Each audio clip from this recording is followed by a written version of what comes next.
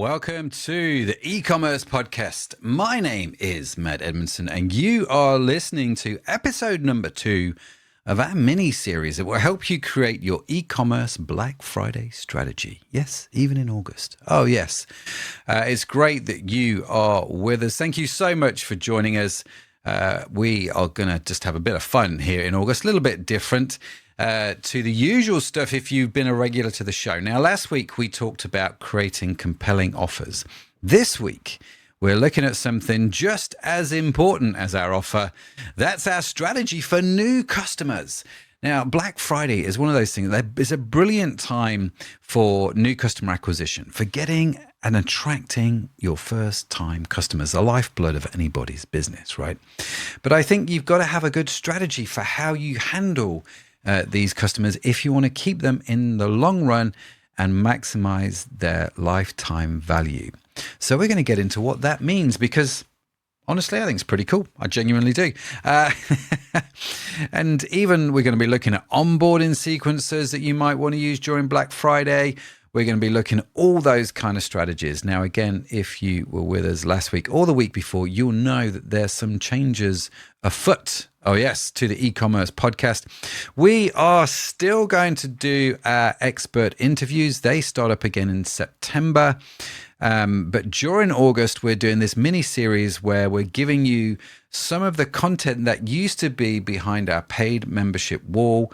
Our paid membership is now turned to a free membership, part of our desire to just bring high value content, which really helps people grow their e-commerce business. And that's what this is all about today.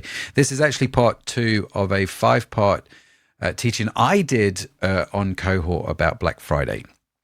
If you haven't heard the last 2 episodes, do go check them out. It'll explain everything in much more detail. The first episode, we talked about implementation and the changes that are coming up. In the last episode, like I said, I talked about how to create compelling offers. This week's format is pretty much similar to last week. We're going to go through the content. We're going to play the section from Cohort, and then I'll be back just to out the show, really. So yeah, I'm going to play that teaching session just as I did in Cohort. If you're a visual learner, I am. Why would you not be? It's just how I learn best, I suppose. Do check out the YouTube videos. Now, I know our YouTube channel is tiny. It really is tiny. We're trying to grow it. So do make sure you subscribe on that. Some of the stuff that I talk about in this session, there's some really great slides as well. So do check out the YouTube channel. If you're on YouTube, it's great. Warm welcome. Leave a comment. Say, how's it? I know that 99.9 something % of people that consume this content on EP is done on audio. And so, yeah, we'd love to grow the YouTube channel. So if you're on YouTube, come check us out. It would be great to see you on there. Right. I think that's it from me. Let's listen to me talk about the next section, how to use this strategy to help you with Black Friday. Okay. Jumping straight back into it. First time buyer strategy for Black Friday. Let's have a look at that. Let's have a look at what's involved with that. Now, obviously, when it comes to Black Friday, you are going to be hopefully growing your first time buyer numbers, as in the amount of people that are buying from you the first time should increase dramatically over Black Friday weekend. Actually, Black Friday is now 2 weeks. We'll talk about this a little bit more in a minute. But over those few weeks, you should hopefully onboard a whole bunch of new customers. And so let's have a think about that. Now, the key aim for me, whenever I get a new customer, is to think about the relationship with that customer, right? I am there to try and build a relationship with them. I'm not there to pillage them. I'm not there to take advantage of them. I'm not running the kind of website which says I want as much profit out of you because I never want to see you again. So I don't care about that. For some people that works. For me, that's not what I'm trying to do. So whatever your key aim is, write that down. For me, it's building relationship. And to build relationship, you need 2 things, okay? You need knowledge and you need trust. And there is, in fact, we're going to come across it at some point, I have no doubt, a little graph I like to draw called the knowledge. Actually, no, got that the wrong way around. This is trust. And this is knowledge.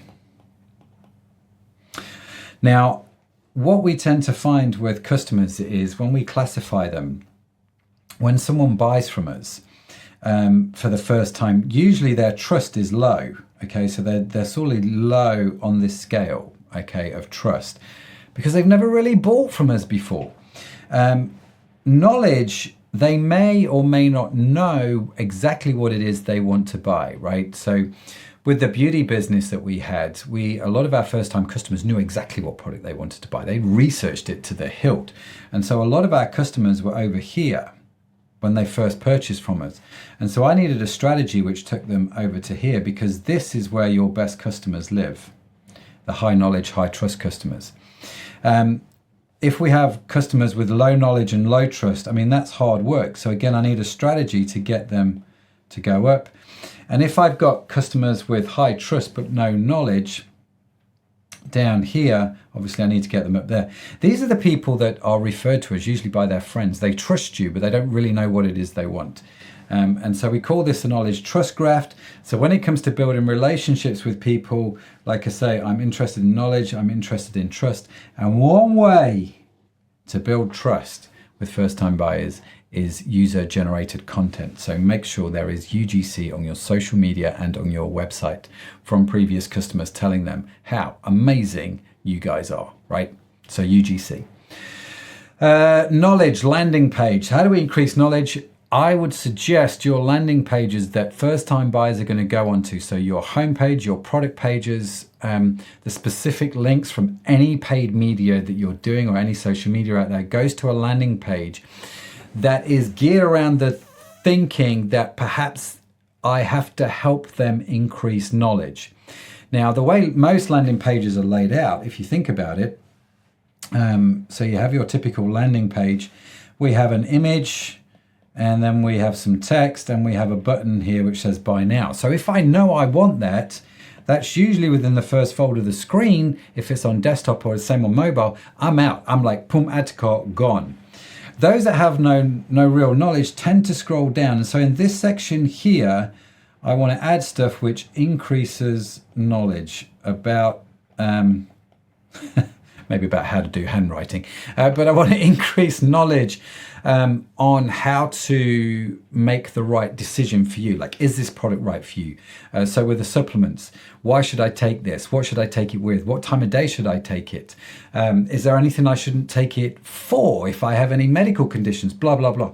So I want to put that information in a way that makes sense on the landing page for that product, okay? Live chat. If you don't have live chat on your website, I think you should probably do that over Black Friday weekend. It's a great way to induce trust, right? So if I'm on the website, I'm a new visitor, I've got a question, I can go straight to live chat, and somebody is there all weekend just chatting away, helping people make some decisions. That's an awesome thing, right? I mean, that is an awesome, awesome thing. So get live chat on your website.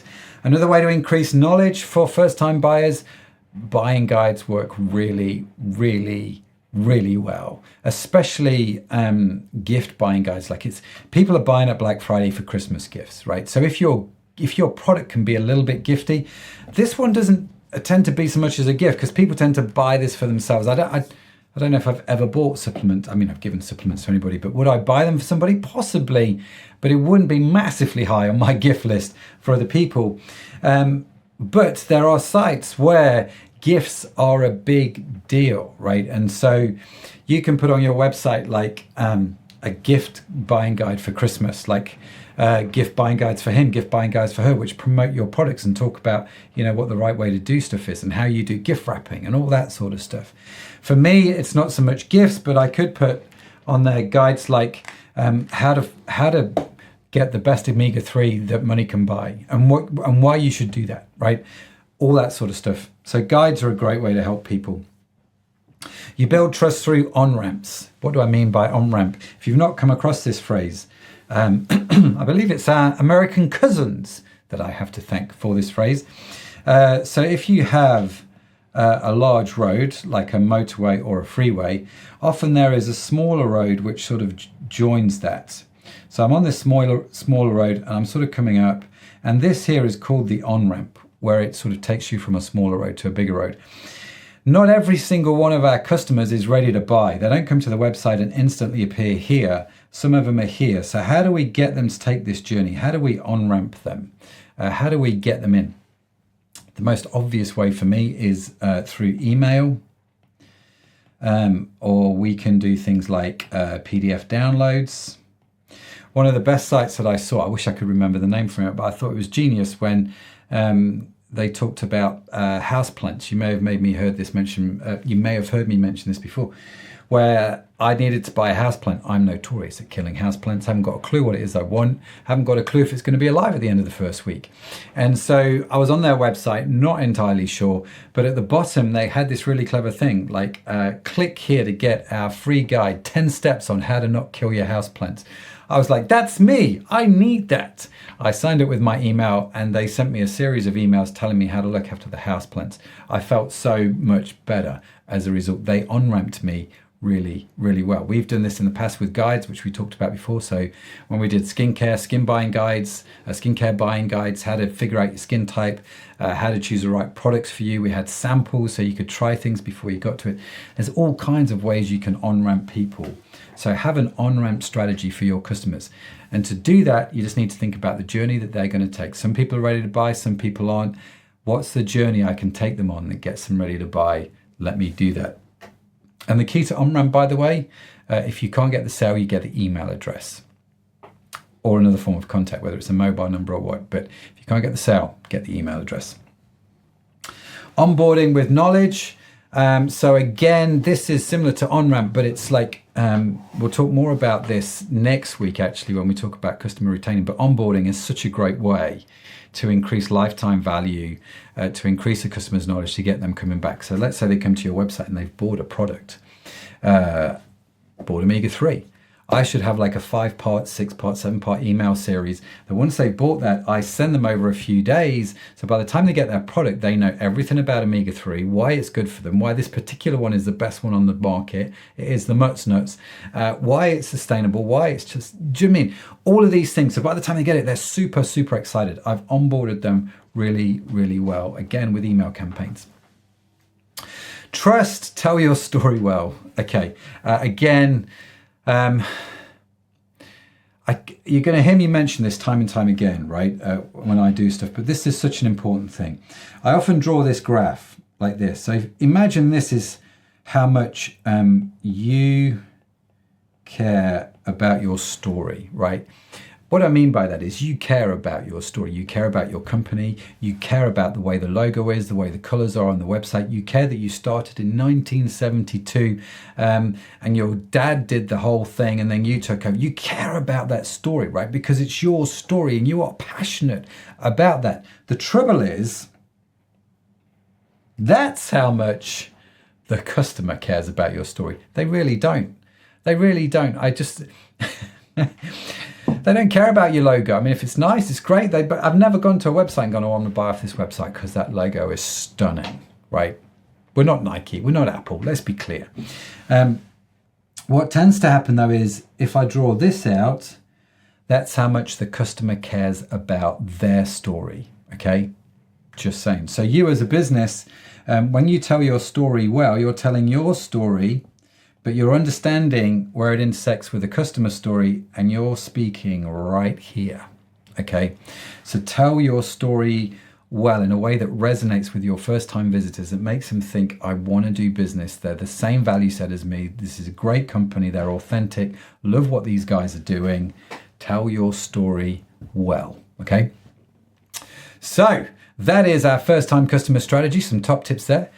Let's get into our next video, how to do an existing customer strategy. All right, before we do that, work on your new customer strategy, get some stuff written down, and then come back and I'll see you in there. Well, there you go, the knowledge trust matrix. I hope that made sense to you and gave you some ideas for your own Black Friday planning. Let me just say, I'm going to give you a sneak of what's coming up in episode 5 of this mini series. The way we did this on Cohort is we did 4 teaching sessions, one per week. And then we did a Q&A where we answered people's questions that came in as a result of what we've done. So make sure you stick around for that. So if you've got some questions, do check that out because there's a good chance somebody else has already asked it. And we cover that in the Q&A.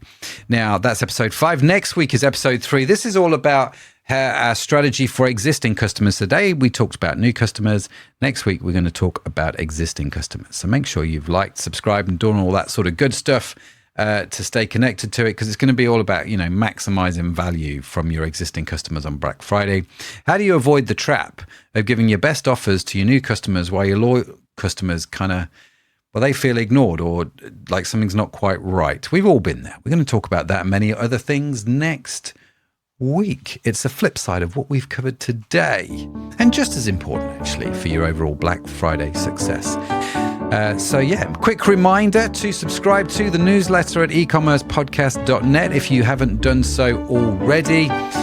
We're releasing more content from the e-commerce cohort vault over the coming months, and it will go through the newsletter first. They get newsletter subscribers will get early access to everything.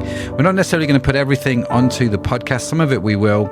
Some of it you'll have to just go and access the extra content on the website, ecommercepodcast.net. Do go and check that out. Everything's going to be on there. Part of our desire, like I say, is to bring some really cool content that's super valuable and super helpful. We're no longer charging behind the paid membership. It's all free. Plus, we are introducing the groups where you get to sort of meet once a month on Zoom or Google Meets or whatever platform we decide to use at the time, the fellow e-commerce entrepreneurs, and get to meet them, get to know them, build friendships, but also get to talk about e-commerce, what people are finding difficult, what people are finding easy, what you think about what they're doing and what they think about what you're doing. And we just learn and grow in all of this together. So yes, it's going to be fun. And I would love to hear about how you're actually implementing this stuff. Which strategies are you planning to try? What questions do you have?